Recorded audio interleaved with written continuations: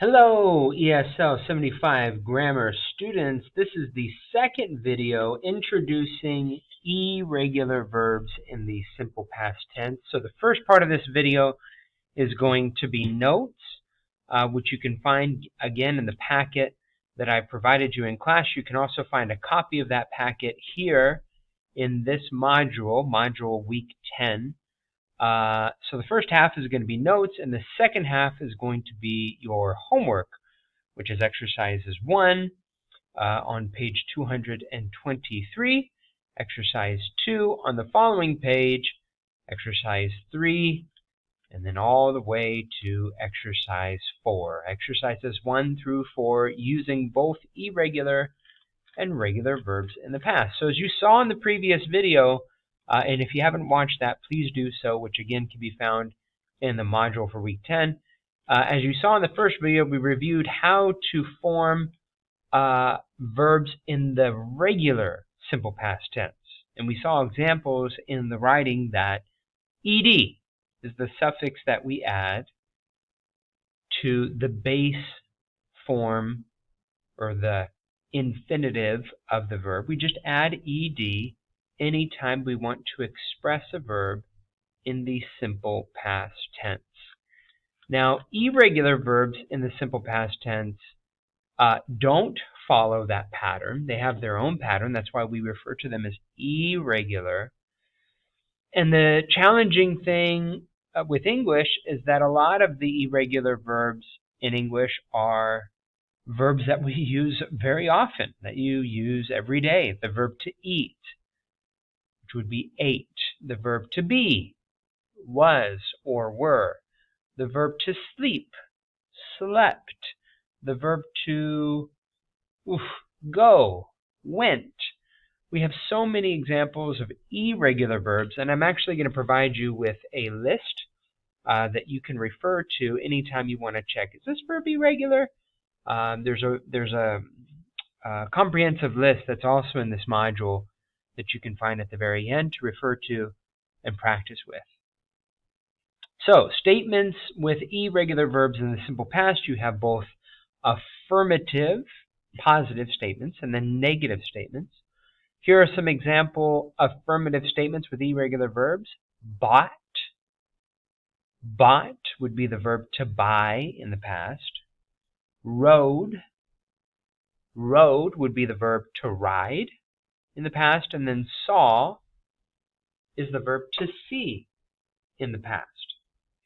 When we want to create negative statements with these verbs, we continue to use the verb to do, as we saw with regular verbs in the simple past. So, did not, or the contraction, didn't. So both of these are the same. This being the contracted form of did not. Either way, did not or didn't, and then the base form of these verbs. You wouldn't say did not bought or didn't rode. We have two verbs together. The first we conjugate, right? We express, and then the second verb is left in the infinitive. If you're a native Spanish speaker, it's the same grammatical concept. When you have two verbs together, the verb conjugates, the first verb conjugates, the second one is left in the infinitive. Affirmative statements with the verb to be, again, depending upon the subject, was or were. Was is for a singular subject, I, you, he, or she. Were is for a plural subject, such as they or we, or were is also used for you. You singular and you plural. Negative statements with the verb to be, very similar with the verb to do. Was and were not. You could make that a conjunction. Wasn't and weren't. And then, again, it's not pictured here, but the verb that would come next, the base form of the verb, would stay in the infinitive. Usually not followed by a verb in the infinitive. The verb was, because the verb to be is normally not accompanied by a verb. It's accompanied by an adjective, right? But nonetheless, if it were accompanied by a verb in the infinitive, it would be left in the infinitive. Okay, grammatical notes here. Irregular verbs in the simple past tense. Again, as we alluded to earlier, a lot of irregular verbs in the simple past are commonly used verbs, right? Where we don't add the ed to the base form of the verb. Here you see some of those examples. Looks different from the base verb, as you can see in context. And again, I do have a comprehensive list at the end of this module if you want to see a full list of irregular verbs. As we saw up above, for negative statements, we use did not or didn't plus the base form of the verb. You can see those examples there.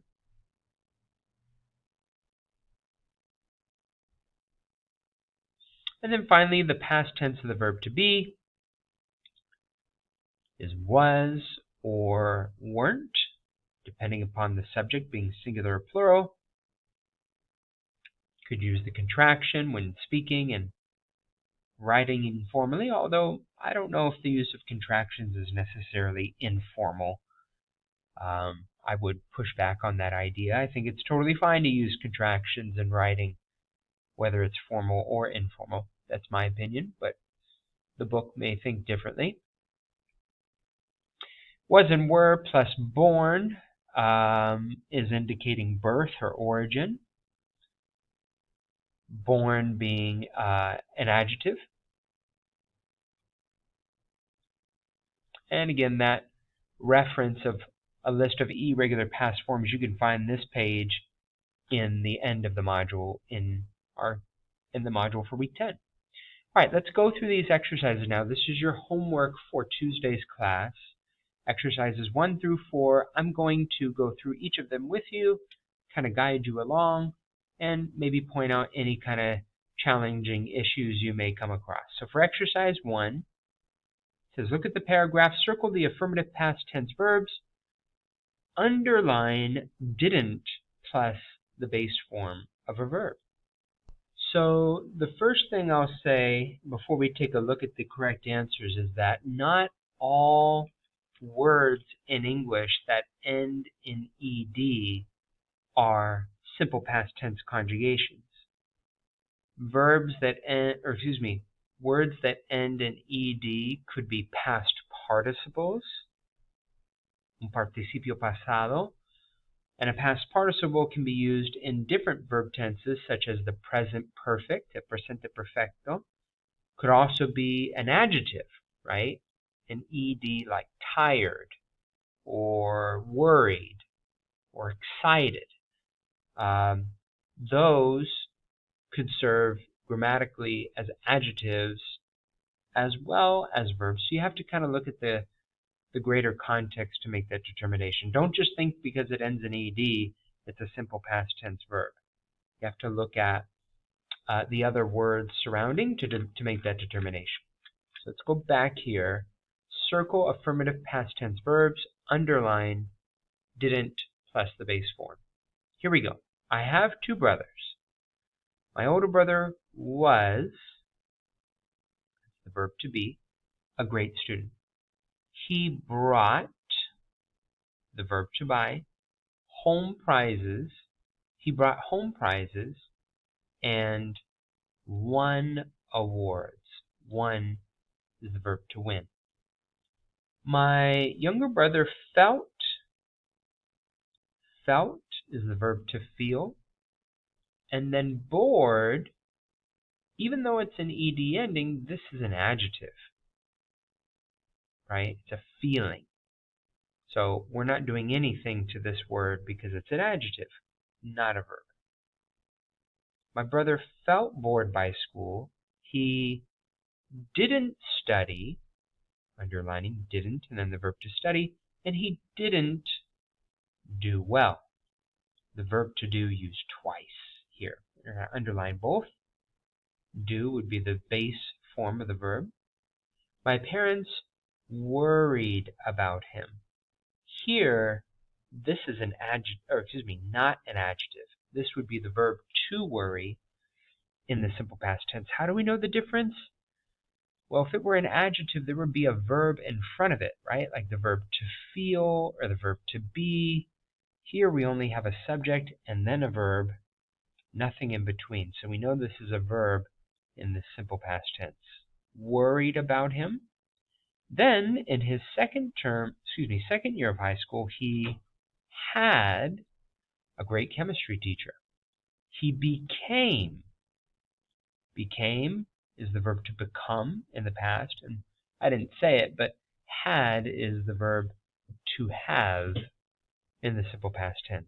He began, right, the verb to begin, to study hard. He's now a chemistry professor at a university, so you never know what will happen. Nothing in these two sentences in the past. Both of these sentences are in the present because we're referring to now. All right, exercise 2. Doing what I did orally with you, or this is an exercise 2, but rather part B of exercise 1. Doing what I did orally with you, all the verbs that you circled indicate the base form, just as I did with you verbally. For example, was would be the verb to be, brought would be the verb to buy, won would be the verb to win, felt would be the verb to feel. So if you didn't catch those, you can go back in the video so that you can include those here, the past forms that you chose or you identified, and then the base form of each of those verbs. Part 2, changing simple present to simple past. Changing the verbs in the sentence from simple present to simple past. For example, in 2014, Forbes called, not calls, Ursula Burns the 22nd most powerful woman in the world. All right, we're going to go ahead and do these 10 together. I'll pause for a moment so that you can complete them and then check your answers. So fundamentally what you're going to do for this exercise is take the verb that's in the present tense. You have to change it back to the base form first. That would be a good idea. Or seamlessly go from present to past. But there's going to be some spelling changes that happen. Some of these verbs are regular verbs, so going back to the base form of the verb and adding ed. Some of these verbs are irregular. As we saw in the notes, irregular verbs look nothing like, they look very different from the base form of the verb. So that's why I think the base form is a good place to start. And then, it's just a function of familiarity. How do you know? How do you know a verb is regular or irregular? Just a use, familiarity. There's really no rule behind them at all. It's just situational, if you will, or unique to the verb themselves. All right, let's go through the correct answers for activity 2. Ursula Burns, instead of does not have, we're going to change does not to did not. Ursula Burns did not have an easy childhood. And then have we don't change because it's in the base form. Number 3, Ursula Burns grows up. Ursula Burns grew up. Grew. And then this is a phrasal verb using a preposition. So the preposition doesn't change, just the base form of the verb. Grew up. Number 4, Ursula's parents are immigrants from Panama. Are is our main verb. Were immigrants from Panama. Her father leaves the family. Her father left, L-E-F-T, left the family. This is irregular. Number 6, Ursula is a good student. Ursula was a good student. Just like number 4, the verb to be is irregular. And there again in your notes, you have the verb to be. Was if it was a singular subject, were if it's a plural subject. Or you. You singular and you plural were. All right, number 7. Ursula studies engineering in college. Ursula studied, S-T-U-D-I-E-D, regular verb.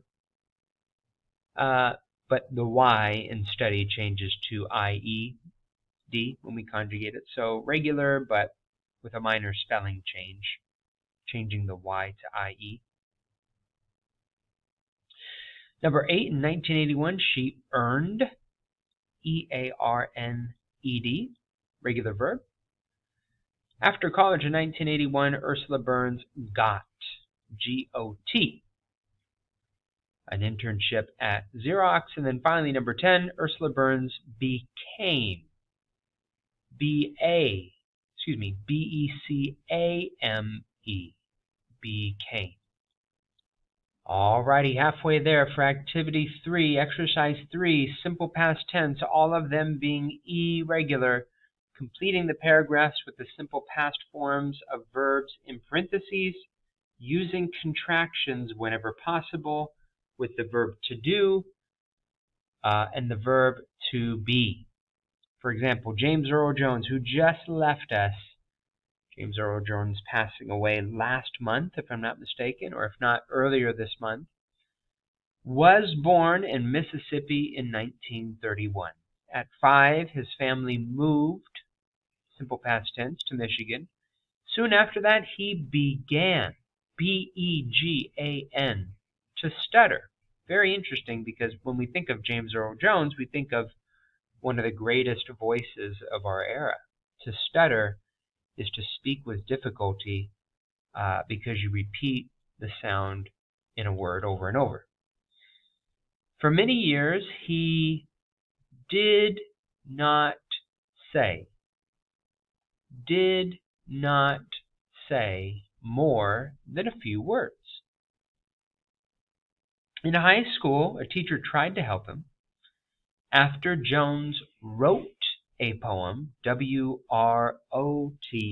wrote a poem, his teacher made, M-A-D-E, both of these verbs irregular, made him read it aloud. Jones knew, K-N-E-W, pronounced just like new, like the adjective, old and new, same pronunciation, different spelling. Jones knew, K-N-E-W, the poem by heart, and he said it without stuttering. Said is S-A-I-D. It was his first success at public speaking. Later, Jones got, G-O-T, a scholarship to the University of Michigan. At first, he studied, simple past tense, medicine, but then he changed, simple past tense, to theater. After college, he went, W-E-N-T, went to New York. He did not have money, so he did, just the verb to do, no negation here, so only did. He did all sorts of jobs to pay his bills. After a few years, people saw, S-A-W, his talent. He became a famous and admired actor. Maybe you know his deep, powerful voice. It is the voice of Darth Vader, Luke, I am your father, in the Star Wars movies, and Mufasa in The Lion King. Jones won, W-O-N, the 2008 Screen Actors Life Achievement Award. His life is amazing when you think that as a child, speaking was his biggest challenge. Great story. Great story of inspiration. True story of the late, great James Earl Jones. All right, final activity, exercise 4, changing verbs from the regular present tense to the simple past tense. Some of them are regular, some of them are irregular. And again, this handout, which will be given to you in class, you can find also in Canvas, is a great reference to how to formulate verbs in the simple past tense, pronunciation, the various pronunciation techniques and the reasons or the rules behind them, and then also a comprehensive list of the base form of verbs that have an irregular conjugation in the simple past tense. You can find that in modules at the very end of week 10. Alrighty, well, let's finish exercise 4. Complete each paragraph with simple past forms of the verb from the box. Use contractions when possible. Alright, so I'll pause just for a moment so you can fill in the first part. I'll pause again so that you can do the second part. Alright, so the first story is about Joanne Kathleen, beginning with her birth. Joanne Kathleen was born in England in 1965. As a young child, she loved, L-O-V-E-D, loved to read and write. And we know to use the verb to love here because we have two other infinitives. To love to do something, to like to do something. We know to use the verb love here because of these two verbs in the infinitive. And they stay in the base form. They don't change. At the age of 5, she wrote her first book called Rabbit. We know to use the verb to write here because of the definite, the direct object rather, book. And she continued, C-O-N-T-I-N-U-E-D, continued to write many stories throughout her childhood. Throughout is a cue to use continue. Also, you have another base verb. Continue followed by a base verb is usually how it's used. Number 5, in college, Joanne majored, M-A-J-O-R-E-D, majored in French. We know to use major because in American English we use this verb in front of subjects, courses of study. Major in mathematics, major in history, major in art, major in science. Major is the action that we associate with college. And then became a bilingual secretary. All right, the last section here, I'll pause real quick so that you can complete it. All right, at 26, she went to Portugal, irregular verb. She taught English. Taught is T-A-U-G-H-T. Taught. T-A-U-G-H-T. Irregular. She taught English there. At this time, she began working, B-E-G-A-N, began working on a story about Harry, a boy with special powers. She met a journalist in Portugal. They married, M-A-R-R-I-E-D. They married and had a daughter in 1993. Had, H-A-D. Unfortunately, the marriage ended in divorce. End is present tense, or excuse me, simple past tense. E-N-D-E-D.